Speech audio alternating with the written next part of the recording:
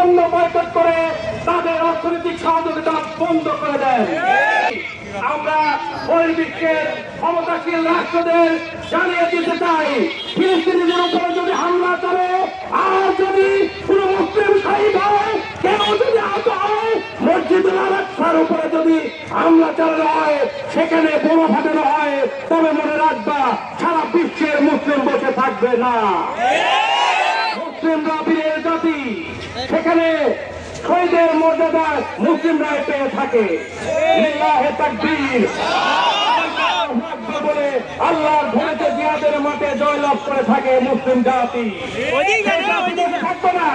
আমরা বাঙালি মরতে শিখেছি, আমরা আন্দোলনে পারদর্শী। সরকারি ভাবে যুদ্ধে যাওয়ার অনুমতি পেলে আমরা চলে যাবো ইনশাআল্লাহ। আজকের গণতা জমায়েত দল মত নির্বিশেষে মুসলিম জাতির গণজমায়েত, অতীতে আমরা ইসলামের পক্ষে কাজ করেছি। আমাদের শেষ বিন্দু রক্ত থাকতে আমরা তা চালিয়ে যাবো ইনশাআল্লাহ। পাবনা মেডিকেল কলেজ এন্ড হাসপাতাল চত্বরে আজকের ফিলিস্তিনিদের পক্ষে সমাবেশ, মানববন্ধন ও প্রতিবাদ সভায় এসেছেন। আমি আমার পক্ষ থেকে, হিমায়তপুরবাসীর পক্ষ থেকে ধন্যবাদ অভিনন্দন জানাচ্ছি। সেই সাথে বন্ধুকণ্ঠে আওয়াজ তুলুন, লিল্লাহে তাকবীর, লিল্লাহে তাকবীর, ফিলিস্তিন ফিলিস্তিন জিন্দাবাদ জিন্দাবাদ, ফিলিস্তিনের রক্ত ফিলিস্তিনের রক্ত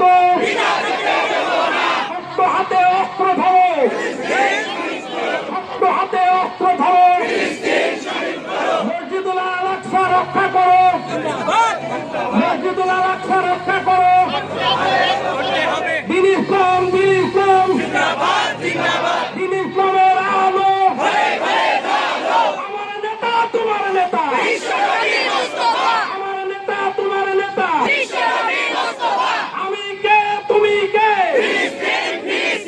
তুমি কে আমি কে।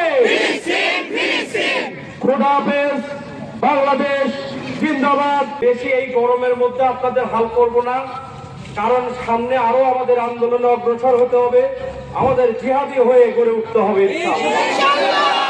আমরা মাঠে ময়দানে যেখানে ইসলামের বিরুদ্ধে কথা হবে, সেখানে রক্ত দিয়ে হলেও সেখানে পৌঁছে যাবে।